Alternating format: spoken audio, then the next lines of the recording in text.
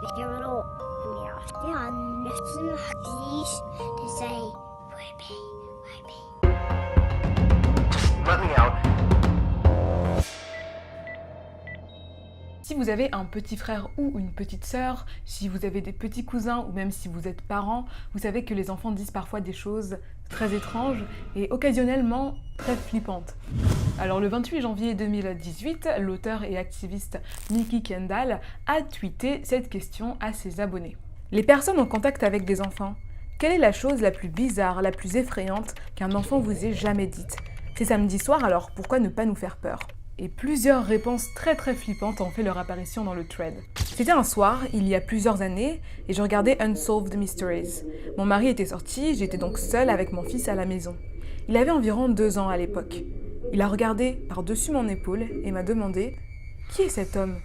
Je n'ai jamais eu aussi peur de ma vie, et on le comprend. Un autre petit témoignage. Un jour, quand mon petit frère avait 3 ans, ma famille et moi étions dans le salon, et il s'est mis à chanter une chanson.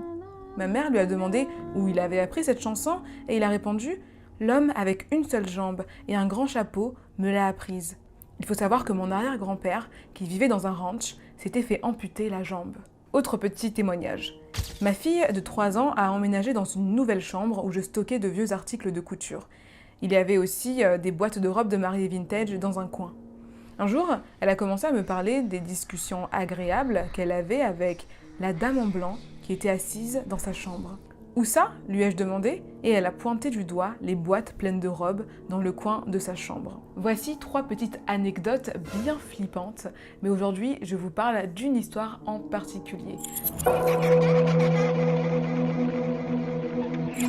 Je vais vous parler de Grateful, l'amie imaginaire de Ruby, une petite fille de 3 ans. Alors avant de commencer quoi que ce soit, il faut que je vous parle de O.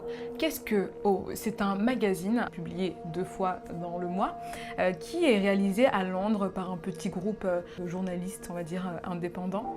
Et c'est un magazine qui est un peu basé sur le développement personnel, le partage, des valeurs vraiment très fortes. C'est un magazine qui touche vraiment l'humain. Et j'adore le magazine, je ne le connaissais pas avant d'avoir fait les recherches pour cette histoire, mais je le trouve vraiment magnifique, les illustrations sont très belles.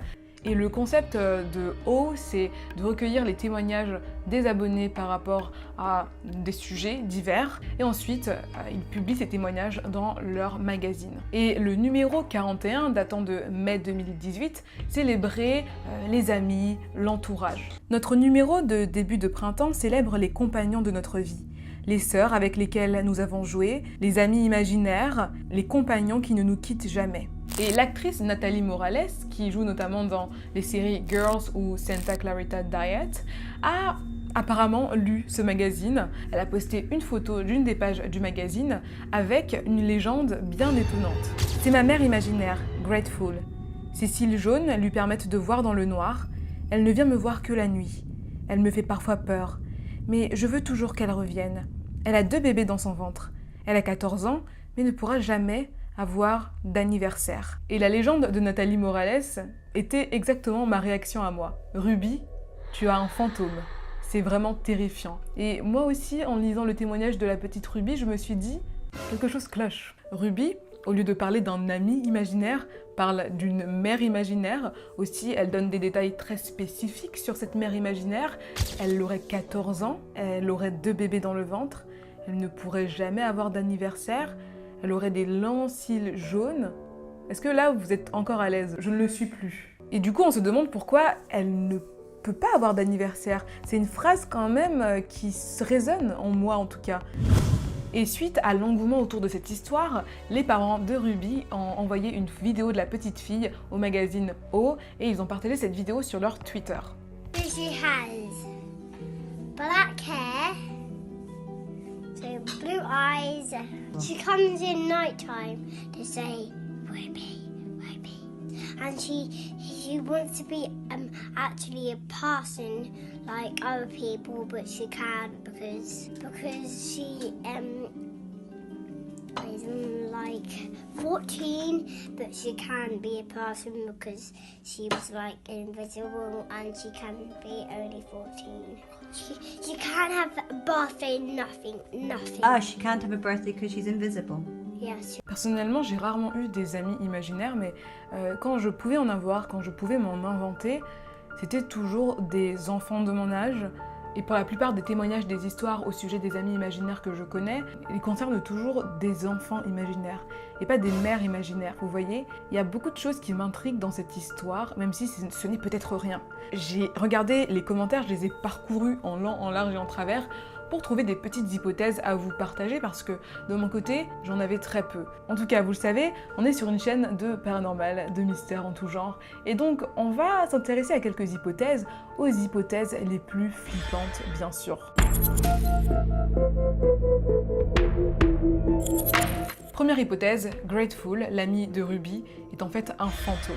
Grateful, traduisé reconnaissante en français, est un nom un petit peu étrange pour une personne, mais c'est un nom qui colle tout à fait à la période puritaine américaine. Alors, qui étaient les puritains, pour vous la faire très grossièrement? C'était donc des groupes de protestants qui ont fui l'Angleterre à partir du XVIe siècle pour aller vivre donc sur le continent américain. Ils voulaient tout simplement pouvoir vivre leur religion en paix. Et cette immigration, donc, elle est à la base finalement du continent américain, de son développement, c'est-à-dire que la plupart des blancs américains aujourd'hui descendent de ces colons puritains qui ont fui vers l'Amérique. Parce que je ne sais pas si vous le savez ou pas, mais les Américains ne sont pas blancs. Les Américains sont les Native Americans, les aborigènes d'Amérique qui ne sont pas blancs. Il faut savoir que les prénoms puritains étaient particulièrement puritains. Je vais vous donner quelques exemples et vous allez être assez surpris par les prénoms qui étaient donnés par ces puritains. On a Fear God ou Crains Dieu. On a Jesus Christ came into the world to save. Jésus-Christ est venu sur terre pour nous sauver. Ou bien encore What God will. Ce que Dieu fera. C'est fou.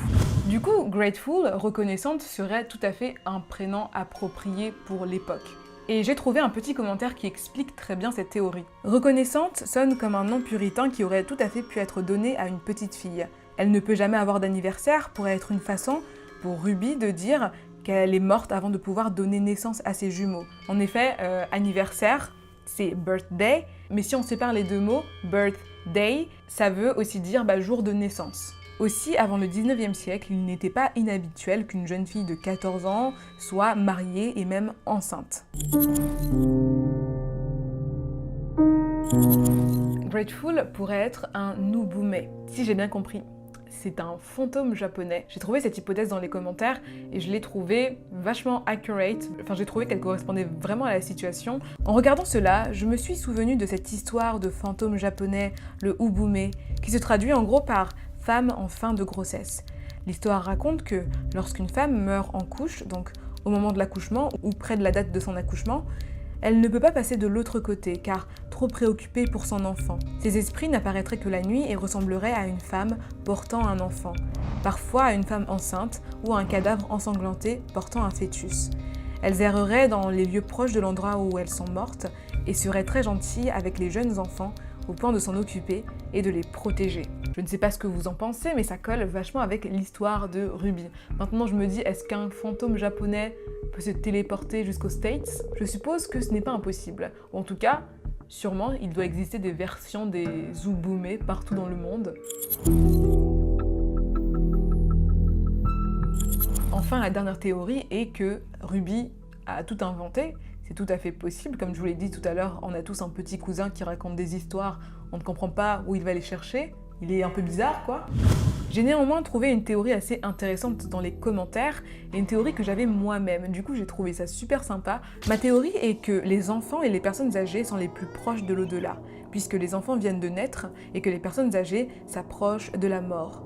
Je vais parfois rendre visite à ma grand-mère à la maison de retraite, et elle parle, parfois, aux membres de la famille décédés comme s'ils étaient devant elle, bien que, comme je l'ai dit, cela pourrait être simplement de la démence, causant des hallucinations. Et cette théorie, je la trouve vraiment très liée à la réincarnation. Je ne sais pas si vous vous intéressez à la réincarnation, si vous avez regardé des documentaires sur le sujet, j'en ai regardé énormément. D'ailleurs, je ferai sûrement plein de vidéos sur le sujet, sur différentes histoires, si ça vous dit, dites-le dans les commentaires. En tout cas, il y a vraiment plusieurs choses qui se répètent dans chacune de ces histoires. C'est que les enfants, parce que c'est toujours des enfants, ont ces souvenirs très tôt. Très tôt, ils vont parler d'une mère, de frères et sœurs, même s'ils n'en ont pas dans la vraie vie. Ils vont évoquer des souvenirs d'une vie lointaine, avec parfois des détails très très précis, ce qui est très déroutant pour les parents, vous pouvez l'imaginer. Et généralement, plus l'enfant grandit, plus ses souvenirs s'estompent, et ces souvenirs peuvent aussi s'estomper si l'enfant réussit à trouver la personne qu'il était, à aller sur les lieux, à faire une sorte de deuil de son ancien lui. Et certaines de ces histoires sont très impressionnantes. Moi, je ne vais parler que du cas de Cameron McAuley. Si vous n'avez pas vu le documentaire sur la vie de ce petit garçon, il a vraiment grandi aujourd'hui, mais c'était un petit garçon à l'époque. Allez voir ce documentaire, je mettrai le lien dans la barre d'infos. En tout cas, Cameron McAuley, très tôt, a commencé à parler à sa mère de son autre mère, de ses frères et sœurs. Il disait qu'il vivait sur l'île de Barra, très précis. Sa mère a vérifié, en effet, l'île de Barra existait, mais lui, il n'avait jamais entendu parler de cette île. Il vivait à Glasgow avec sa mère, donc en Écosse. Il parlait aussi de son chien qui était noir et blanc, des avions qui atterrissaient sur la plage. Il avait des tas de souvenirs très très précis de sa vie antérieure, et à un moment, ça a été même très difficile pour lui de ne plus voir sa mère, sa première mère. C'est-à-dire que il se sentait très triste d'avoir perdu ses frères et sœurs, sa mère, alors que sa mère l'a mis au monde. Clairement, il n'était absolument pas adopté. Mais du coup, ils ont mené une petite enquête pour essayer de trouver la personne que Cameron disait être dans son ancienne vie. Je ne vais pas vous spoiler cette histoire, soit je vous en ferai une vidéo, soit je vous encourage à aller voir le petit documentaire, parce que la fin, l'épilogue, est très très surprenant. Et il y a des tas d'histoires comme ça. Donc, moi, je ne sais pas quoi penser de ça, je trouve ça fascinant. Du coup, pour Ruby, on peut se demander, était-ce un fantôme, son ami imaginaire Grateful? Était-ce peut-être effectivement une mère d'une ancienne vie? Les enfants, pour moi, gardent une grande dose de mystère, et parfois les choses qu'ils disent sont très intrigantes. Et j'aimerais beaucoup qu'un jour on puisse avoir le fin mot sur toutes ces histoires d'amis imaginaires, de réincarnation, parce que je ne sais pas vous, mais moi ça me fascine. Voilà les gars, la vidéo est terminée, j'espère vraiment qu'elle vous aura plu, qu'elle vous aura fasciné autant que moi. N'hésitez pas à liker la vidéo si elle vous a plu, à vous abonner également, ça me ferait très plaisir. Et puis aussi, laissez un petit commentaire pour me dire ce que vous pensez de cette histoire. Dites-moi si vous voulez que je parle de réincarnation un peu plus en profondeur. Dites-moi si vous voulez que je parle d'autres sujets liés aux enfants, parce que les enfants cachent parfois des petits mystères. En tout cas, moi je vous retrouve très bientôt pour une nouvelle vidéo. Faites attention à vous, prenez soin de vous. Salut!